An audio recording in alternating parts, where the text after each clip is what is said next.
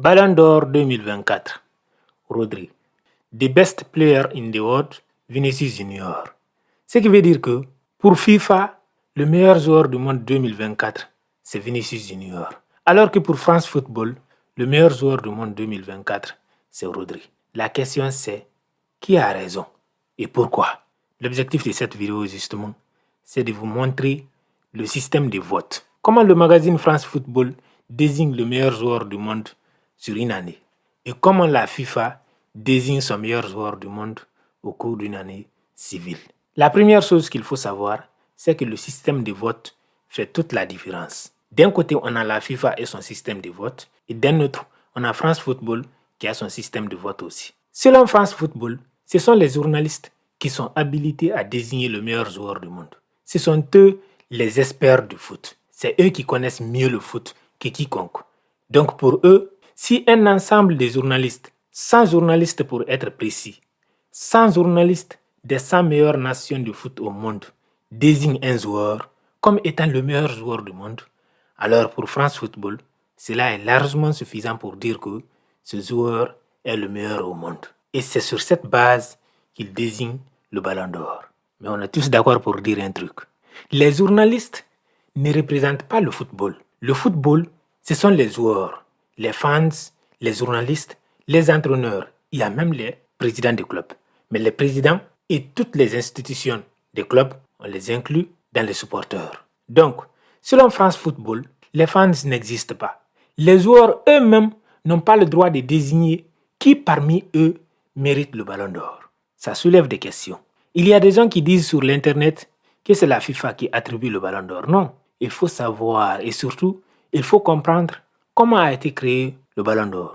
Le Ballon d'Or a été créé par France Football, un magazine. C'est comme Marca. Marca aussi a son trophée des meilleurs joueurs du monde. Chaque année, Marca élit aussi son meilleur joueur du monde. Ils appellent ça le top 100 de Marca. Le top 100 des meilleurs joueurs du monde établi par Marca. Il y a également Goal.com qui fait la même chose. C'est comme le Golden Boy. C'est aussi un magazine, un média qui le fait. Mais ce qui crée le plus de débats, c'est le Ballon d'Or. Pourquoi? Parce que quelque part déjà, le Ballon d'Or est un symbole. C'est le ballon en or. Ce qui veut dire que normalement, il ne doit être attribué qu'aux meilleurs joueurs du monde. C'est logique. Seulement voilà, à un moment donné, France Football s'est associé à FIFA. Ils ont décidé que le meilleur joueur FIFA de l'année allait recevoir le Ballon d'Or. Durant cette période, c'est Lionel Messi et Cristiano Ronaldo qui remportaient tous les Ballons d'Or. C'est pour cette raison qu'il n'y avait pas de trophée FIFA à part et de Ballons d'Or à part. Mais dans cette même période, il s'est passé beaucoup de choses et France Football a décidé de changer les règles. Pourquoi? Parce qu'en 2013, Franck Ribéry a perdu le Ballon d'Or face à Cristiano Ronaldo. Cette année-là, Franck Ribéry avait remporté pratiquement tous les trophées dans son club. Il était le favori des journalistes. Mais contre toute attente, c'est Cristiano Ronaldo qui avait remporté le Ballon d'Or cette année-là. Et Lionel Messi avait été deuxième au classement. Ce qui veut dire que même si Ronaldo était effacé dans l'équation, Ribéry n'allait quand même pas recevoir le Ballon d'Or. Parce que Lionel Messi était le second au classement.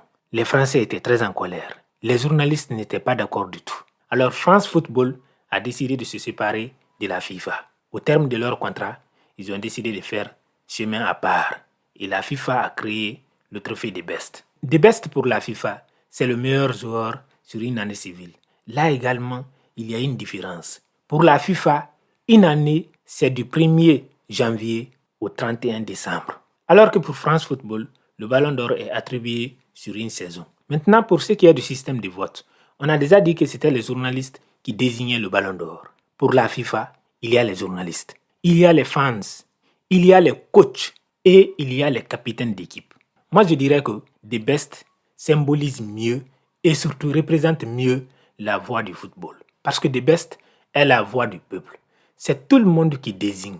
Les fans, vous et moi, on participe. On peut donner notre voix à qui on veut. Donc, quelque part, c'est plus crédible. Parce que toutes les instances sont représentées. Toutes les parties prenantes du football votent pour élire le meilleur joueur du monde, FIFA. Pour vous dire combien de fois le système de vote peut faire toute la différence, voilà les résultats du vote des Best entre Rodri, Jude Bellingham et Vinicius Junior en 2024. Vinicius Junior a eu 438 voix des coachs, alors que Rodri en a eu 461 et 191 pour Jude Bellingham. Si on prend le vote des capitaines, Vinicius Junior, c'est 617 voix contre 373 pour Rodri. Et Jude Bellingham, c'est 164 voix. Pour les journalistes, Vinicius Junior, c'est 538 points. Rodri, 543. Jude Bellingham, 183. Pour les fans, Vinicius Junior, c'est 1 147 276 points. Rodri, c'est 164 835 points. Alors que Jude Bellingham, c'est 460 887 points.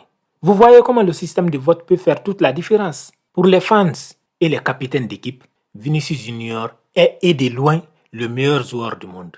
Alors que pour les coachs et les journalistes, c'est plutôt Rodri. On se pose alors une question. Entre les capitaines d'équipe et les journalistes, qui maîtrise mieux le football?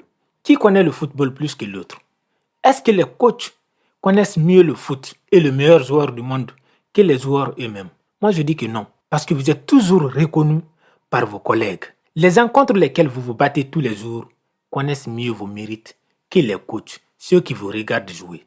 Ceux qui jouent au foot savent ce que ça demande de performer au niveau de Vinicius Junior et de Rodri. Nous qui les regardons, nous sommes des admirateurs. On peut avoir des choix biaisés. Mais je ne pense pas qu'un joueur qui a affronté Vinicius Junior et Rodri va choisir un au profit de l'autre, alors que consciencieusement, il sait qu'il n'a pas choisi le meilleur. Donc pour moi, c'est clair et net. Le choix des joueurs est le choix logique. Parce que c'est eux qui connaissent mieux le foot. C'est eux qui pratiquent ce métier-là. C'est eux qui évoluent sur le terrain avec ces joueurs-là. Les fans du foot ont une voix aussi qui doit être prise en compte. On ne peut pas se baser seulement sur le choix des fans.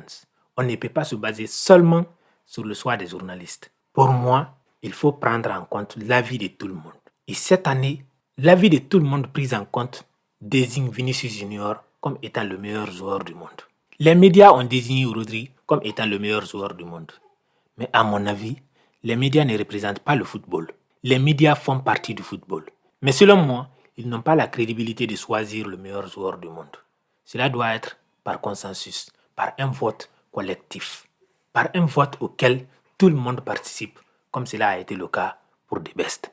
Bien évidemment, je ne dis pas que le vote pour The Best est un vote incontestable. Non, on peut toujours trouver quelque chose à dire. Mais quand toutes les parties prenantes sont prises en compte pour le vote, pour moi, c'est plus légitime. Cette année, nous sommes tous d'accord pour dire que Vinicius Junior a largement et amplement mérité ce trophée. Si vous avez aimé cette vidéo, likez, partagez et surtout, mettez votre opinion dans les commentaires. À votre avis, le ballon d'or a-t-il été mérité pour Rodri? Si oui, est-ce que The Best aussi aurait dû être attribué à Rodri? Laissez votre opinion dans les commentaires.